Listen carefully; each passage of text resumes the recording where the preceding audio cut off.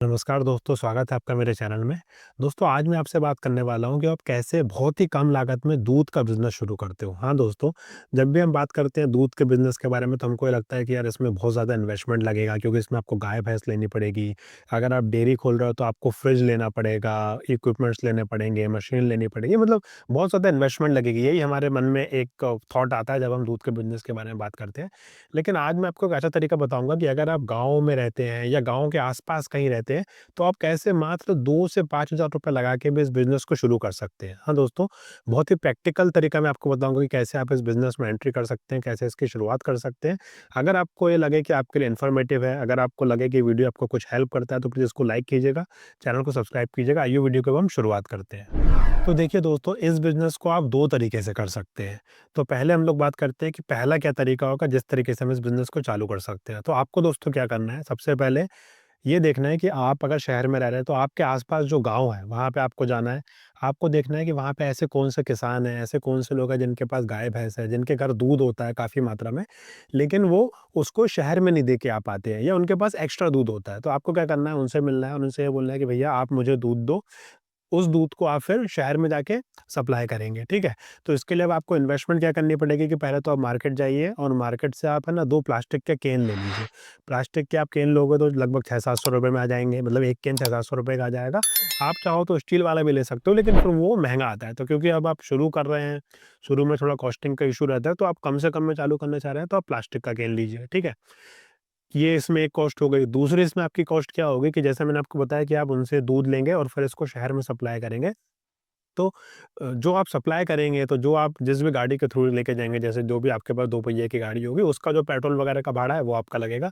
तो कुल मिला के ये मान लीजिए कि आपका इसमें महीने का 4 से 5,000 का खर्चा आने वाला है। केन वगैरह की कॉस्ट भी उसमें हो जाएगी और आपका गाड़ी का जो भी आने-जाने का भाड़ा है, वो भी इसमें इंक्लूड हो गया।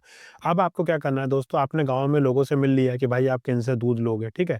अब आपको ये देखना है कि शहर में आप जहाँ पे रहते हैं, वहाँ पे कोई रेज़िडेंशियल सोसाइटी है, कुछ भी आपके जानने वाले लोग हैं, वहाँ पे जाइए, वहाँ लोगों से बात कीजिए। देखिए दोस्तों, दूध की डिमांड हर घर में होती है, हर घर में दूध जाता है और दूध की क्योंकि क्वालिटी का इश्यू रहता है, तो लोग दूध काफ़ी फ्रीक्वेंटली चेंज भी करते हैं। कभी एक बंदे से ले रहे हैं, फिर उनको समझ में नहीं आया तो दूसरे बंदे से लेने लगे। तो आप लोगों से बात कीजिए कि भैया आप मुझसे एक आध दिन दूध लेके देखो, है ना? ऐसे आप नए कस्टमर्स बनाएँगे। तो एक बार अगर आपने ऐसे कुछ कस्टमर्स पकड़ लिए, जो आपसे लेने के लिए रेडी हो जाते हैं दूध, अब आप गाँव में जाइए और ये आप थोड़ा-सा इंश्योर कीजिएगा कि आप गाँव से प्योर दूध लें, अच्छी क्वालिटी का दूध लें। गाय का, भैंस का दोनों का अलग-अलग रेट है। अगर आप गाय का दूध लेंगे सीधे किसान से, तो वो लगभग आपको 35-40 रुपए में दे देगा और अगर आप यही भैंस का लेंगे तो लगभग 45-50 रुपए में देगा। ये तब रेट आपको मिलेगा जब आप सीधे उसके घर से दूध लें, क्योंकि अगर वो कहीं देने जाएगा तो फिर उसमें कॉस्ट लग जाता है। दोस्तों आपको ही पता है, जब हम घर में हमारे पास दूध आता है, जब हम वो दूध लेते हैं तो वो 60-70 रुपए से नीचे आजकल चल नहीं रहा है। तो आप अगर उनके घर पे जाएँगे, उनके घर से लेंगे तो आपको वो 30-40 रुपए तक ऑन एन एवरेज आपको वो मिल जाएगा, ठीक है? अब आपने उनसे दूध ले लिया, अब आपने सपोज़ कीजिए जैसे 40 रुपए में दूध लिया है किसान से। अब आप अगर इसको बेचेंगे कस्टमर को, तो आप मान के चलिए अगर आप इसको 50 रुपए में भी बेचते हैं, तो आपको 10 रुपया बच रहा है 1 लीटर में, ठीक है दोस्तों? अब ऐसे सपोज़ कर लीजिए आप अगर सुबह 30 लीटर देते हैं और शाम में 30 लीटर देते हैं और अगर आप 60 लीटर टोटल दे रहे हैं, तो आपका 1 दिन का अगर 10 रुपए अगर आपका 1 लीटर में भी बच रहा है, तो आपका लग 6,000 रुपए आपका बच रहा है इसमें 10 दिन का, तो 30 दिन का आपका लगभग 18,000 रुपए का इसमें बनता है प्रॉफ़िट, ठीक है? 5-6 हज़ार रुपए आपकी जो लागत है वो हटा भी लें, तो भी आप इसमें 10-12 हज़ार रुपए दोस्तों कमा रहे हैं, तो काफ़ी अच्छा तरीका है। बस आपको ध्यान रखना है कि आप अच्छे से अच्छे क्वालिटी का दूध लें और जिस कस्टमर से आपकी बात हुई है, जो आपके कस्टमर बन गए हैं, उनको टाइम पे दूध पहुँचाएँ और प्योर दूध रखें, पानी ना मिलाएँ। अगर दूध बिल्कुल प्योर है, अगर आप किसान से ले रहे हो, तो उसमें एक आध थोड़ा-सा पानी डाल भी सकते हैं, लेकिन मैं आपको एडवाइस करूँगा कि शुरू में पानी वगैरह ना मिलाएँ।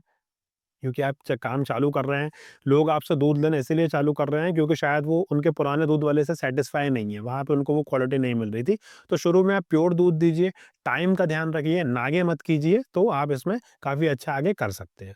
तो दोस्तों दूसरा तरीका क्या होगा कि देखिए, आपने देखा होगा कि शहर में जो मिल्क की कंपनीज़ होती हैं, जैसे अगर हम लोग एमपी साइड की बात करें तो सांची हो गई, अमूल हो गई और भी जो लोकल कंपनीज़ होती हैं या जो और भी दूध की कंपनीज़ होती हैं, ये लोग क्या करती हैं कि इनको भी जो दूध चाहिए, ये भी दूध गाँव से ही लेके आते हैं। लेकिन अब क्या होगा, ये गाँव से दूध मँगाएँगे तो इनके लिए पॉसिबल नहीं है कि ये एक-एक किसान के यहाँ, एक-एक किसान के घर पे जाके वहाँ से दूध लाएँ। तो ये लोग क्या करते हैं, अपना टैंकर गाँव में भेजते हैं, ठीक है?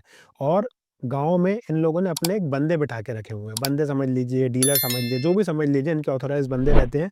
उनका ये काम होता है कि भैया उस गाँव से वो दूध पूरा इकट्ठा करते हैं। जैसे सपोज़ कीजिए उस गाँव में अगर 1 क्विंटल, 2 क्विंटल दूध अगर कोई बंदा कलेक्ट कर पा रहा है, तो वो क्या करेगा, किसानों से वो दूध पूरा इकट्ठा कर लेगा और फिर वो इस कंपनी से कॉन्टैक्ट करेगा कि भैया यहाँ पे इतने दूध की हम आपको सप्लाई कर सकते हैं। कंपनी और उसके बीच में एक एग्रीमेंट हो जाएगा कि भैया आप मुझे इतना दूध देंगे, जो है ना?